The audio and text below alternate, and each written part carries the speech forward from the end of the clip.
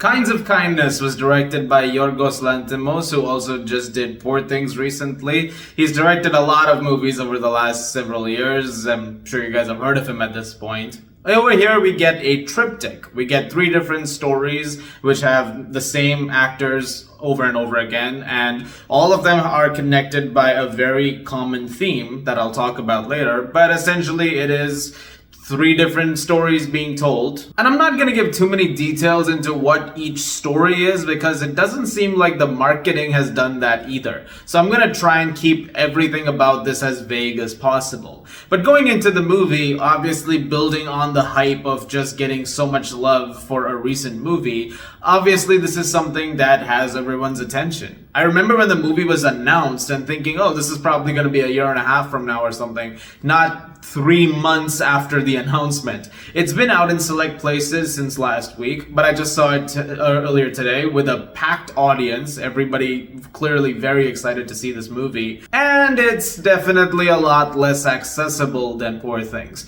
I feel like in a lot of ways that was his more mass audience movie. I've seen a lot of Yorgos's movies, including his recent run with stuff like The Lobster, The Killing of a Sacred Deer, The Favorite, and so I understand his tendencies, where else he can go with certain things, but I feel like this is more of a return to those movies than something continuing on the lines of Poor Things, which I'm totally fine with because I think that there is this sort of, mean, nasty, demented spirit that he can bring to some movies that I think only he understands that style of it, and once you're watching Kinds of Kindness, you're gonna notice that instantly back in form.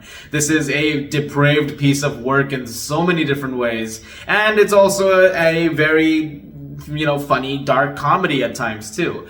Though I did have to ask myself at certain points how much of that is working. Because this is a very ambitious swing that he's taking over here. And when it comes to trying to make all of these stories work in ways that, complement one another, in some areas they succeed really well. In some areas it does try to do a lot more than it can, and in some places it can feel a little unfinished. And it's also a movie that I 100% think is not gonna work for everybody. I have some friends of mine who have already seen this movie. Some saw it at Cannes. Some people I know really like this movie. Some people I know outright hated this movie. And I feel like either opinion on it is completely justified. I don't see a single universal opinion on this. I also know some people who've called this his least good movie, Yorgos says. I don't know if I necessarily think that, but I definitely think it's not as good as some of his other movies. And I think a lot of that just has to do when it comes to the story construction of certain things. There are things that, he wants to hone in on, especially when it comes to themes and commentaries, and some of it works really nicely, some of it not quite as much. And again, I can't really say what those are because they haven't really told you anything in the marketing. And it does lead to a bit of a scatterbrained experience at times. That being said, when it does have to excel at certain things and when it wants to have certain other moments land, it does so really, really well. And I think it also helps that all the actors involved in it clearly understand what they're working with.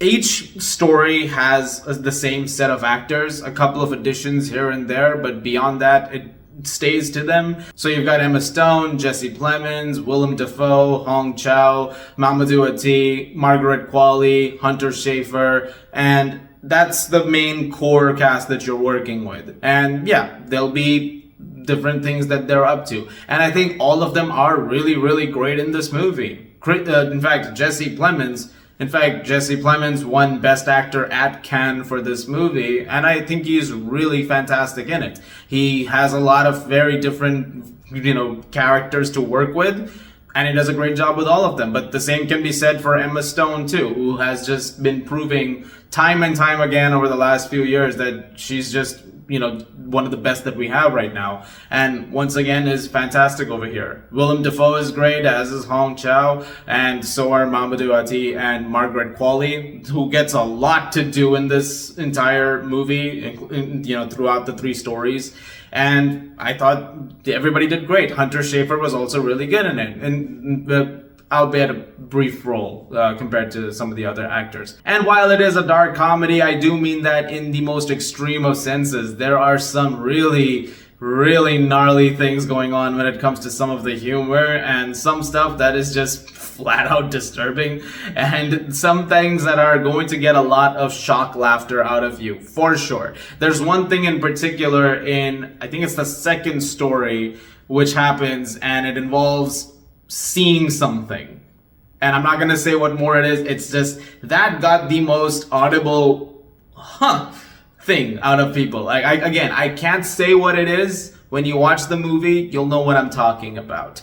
And I think at this point of time, I'm just gonna use this video more as a suggestion point rather than an actual, longer extended review. I think everything that you expect from a Yorgos Lanthimos movie is in here. When it comes to how it looks, it is visually really great. It's a great looking movie, fantastic sound design, fantastic soundtrack and score too. I mean, all the technical aspects of this film are great, and there's a lot to enjoy over here, but there's also stuff that I think is just not gonna work for everyone. And it's also hard movies to sort of pin down in terms of a grade, because it just feels like one that you're gonna keep sort of thinking about for a while longer.